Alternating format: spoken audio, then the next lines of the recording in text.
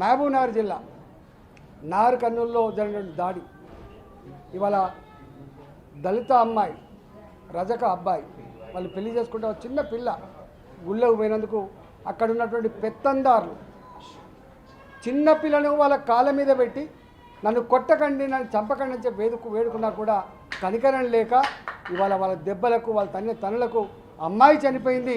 ఇలా వాళ్ళు కూడా తీవ్ర గాయాలతో ఉన్నారు. ఇలాంటి సంఘటనలు ప్రతి నిత్యం కొనసాగుతూ ఉన్నాయి.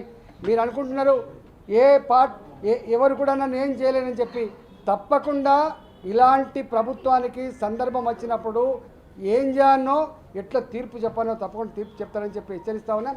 ఇవాళ లా అండ్ ఆర్డర్ చక్కగా లేదు, పేదల బతుకులకు భరోసా లేకుండా పోయింది, పేదల గుడిసెలకు భరోసా లేకుండా పోయింది.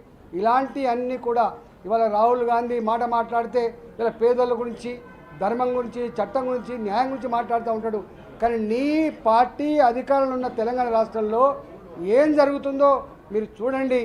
దాన్ని ఎందుకు నిలువరించే ప్రయత్నం చేస్తున్నారో అడగండి. ఇవాళ రేవంత్ రెడ్డి సర్కారు చేస్తున్నటువంటి అగడలు ఏవైతున్నాయో, చేస్తున్న దుర్మార్గాలు ఏవైతున్నాయో ఆపే ప్రయత్నం కనుక చేయకపోతే నీ పార్టీని తెలంగాణ ప్రజలు భూస్థాపితం చేస్తారని చెప్పి హెచ్చరిస్తా ఉన్నారు.